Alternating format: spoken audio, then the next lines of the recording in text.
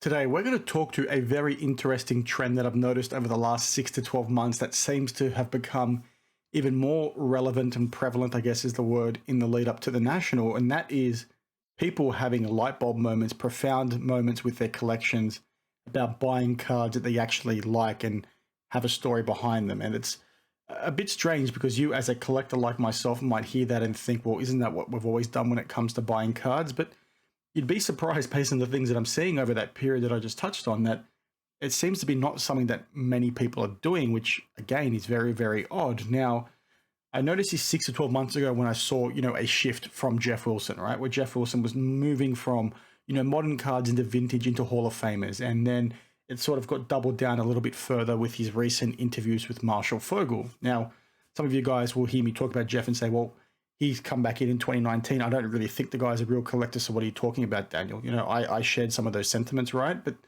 it was when I was reading the comments on those videos that I was like, well, hang on a minute. There's like hundreds, if not thousands of people here resonating and saying the same things that Jeff is. And that is, oh, wow, stories behind cards is really cool. I want to focus in on that now. And if you haven't seen the Marshall Fogel interviews, I think they're worth it if you're a collector to watch, because hearing Marshall talk about why he's collecting certain things or why he likes certain photos and all that sort of stuff, resonates with me so well. Being a collector all my life, hearing him talk about that stuff is the same things that I think about when I'm going to buy cards, right? And if you're a collector, you're going to really enjoy that interview series, irrespective of what you think about Jeff. But the thing I want to focus in on is maybe what this means, for the wider market, because we're seeing similar things in other videos off the back of Jeff putting out this content now.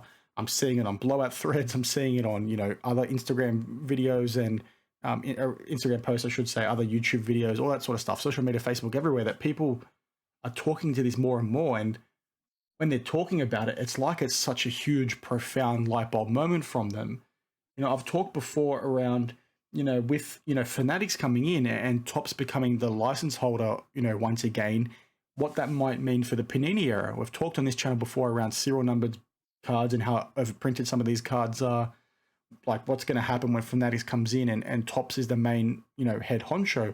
Are all these Panini era cards going to lose value? I think yes, most of them will, based on what we've seen with the likes of Upper Deck and Fleer in the past. There's only certain sets that have remained valuable from 10, 15 years ago to the modern era, right? And a really good example of that is, the Real Guy, or the Real Guy 27 on Instagram. I put his page up now where he's doing his 100 countdown at the moment, and he's talking about why the cards in his 100 card collection are there, and there's generally a story behind them, and they're very, key cards from key sets from specific eras 10, 15, 20 years ago, and there's just a select few that have maintained their value.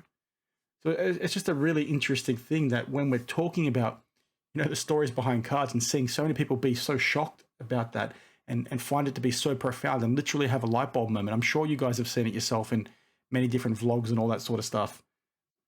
What does that mean for the market? How much money is into cards that aren't actually that, beneficial? I've said this many times on the channel before. Some of the recent subscribers might not have heard me say this before, but, one of the big issues we've had in the hobby over the last, 2 years is that you've had a lot of cards basically flip between flippers, and they've never really ended up in the hands of the end consumer, i.e. the collector, right? The person that actually wants to add that card to their collection. And because you've got these things going back and forth all the time, it's constantly pushing the price up, and the price is never, truly being realized, because the price is not realized until it gets to a person that actually thinks that thing is worth what they're paying. When it's going between flippers, you're not really getting that. And when you've got, that happening across the market, right, everything's being pushed up, the cards that actually have a deeper meaning aren't, being truly appreciated, or the other cards are sort of masking that, right? And you've got people that are paying big money for cards that are probably not worth the money in the first place. And you can say that about the market as a whole, but I think you guys get what I mean. It's why in the past I've also talked about why you should be looking to target very specific things like first year sets, like first year Prism, why you should be chasing, not just a gold card out of 10, because as we explained in a video a few months ago, there are thousands of gold cards released for a player over their career, especially for the Panini era. It's why you need to target gold cards, as an example, from a year they won the championship, or the year they won the MVP, or a year that it has a really cool image, right? There's all these things that you need to go a little bit further when it comes to the story behind the card about why you want to buy it. Like I've got some flawless soccer cards here that I'm sending off to get graded that I've shared in recent videos. It's a bit hard to see with the glare, but it's a Branislav Ivanovic, Soul of the Game. This is a Willian Gold on-card order. You can't see it, but I'll put a picture up on screen. Diego Costa over here as well. Game worn patch, on-card order, all that sort of stuff. You know, from a soccer collection, me being a Chelsea fan with the hat on, that stuff has a deeper meaning to me because, you know, they've worn those in Premier League games. It's on-card order. Me holding that as a sports fan can interact with it. It's got a deeper meaning behind it. It's got a more fulfilling experience as a collector to own that card. When you've now got people not approaching collecting with that in mind, it just seems, you know, pretty freaking odd. Now, I know I'm probably rambling and maybe haven't made that much sense, but I'm really keen to get your thoughts on this because I've just been a bit shocked what I've seen over the last few months around what people are, you know, saying when they're talking about the stories behind the cards, because isn't that something that, you know, should have always been there? You've bought a card to add to your PC, but shouldn't there be a story behind it? That's why it's appealed to you.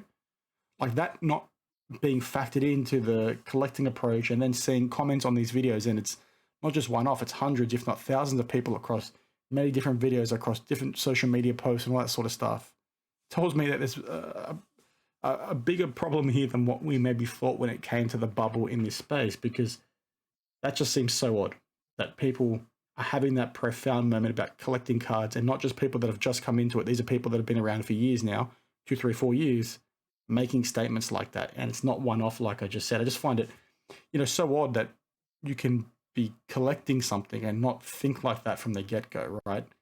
And yes, you can PC things for the sake of PCing things, but you also need to, not need to, but it just makes sense as a collector based on, you know, my knowledge from collecting my whole life. I'm 33 years old. I'm collecting video games, figures, 6-scale figures, all that sort of stuff. Talking to mates that are also collectors. They talk about the things they're buying with a passion, right? There is something behind, you know, getting it that has a deeper meaning. I'll put this Branislav Ivanovic on again. You can see now a bit better. Soul of the Game. He, from his boot, right? He could have worn that in a Premier League game. That could have been used in a game that may have been really important to Chelsea. Yes, I'll never know which game exactly that is, but me holding this card and looking at it and interacting with it just fills me with a nice feeling, right? And it's the story behind that that makes it extra cool, makes it the reason why I want to buy it. It's going to be the reason why, you know, other Chelsea fans might want to buy it, right? There's only 1 year of flawless soccer. I love that set. I want to buy as much of that set as possible because I'm a huge fan of the sport. And given that there's only 1 year of that, and it's really packed filled with, you know, like really good Chelsea players and really good Italians, for me to buy those, that deeper meaning there is really cool. It's going to be the same thing that makes other people want to buy it from me long term as well. So a bit of a random rant today. I'm just really keen to get your thoughts because I just found it a bit odd, and we're seeing it a lot more in the lead up to the National as well, where people are talking about what cards they want to buy from the show and all that sort of thing. It's just weird. I'm seeing people have this profound, this light bulb moment in the back of my mind. I'm literally thinking, well, isn't that what we've always done when we've gone to collect things that we like to collect? Apparently not, but please share your thoughts down with me in the comments below if you've seen the same sort of trend, or if you've not seen the trend, but hearing people talk about it has brought that front of mind. I'm really keen to understand, well, if that wasn't common sense for you before, it wasn't front of mind for you before, what do you think now that it is? So share your thoughts, and as always, I'll see you in the next one. Cheers.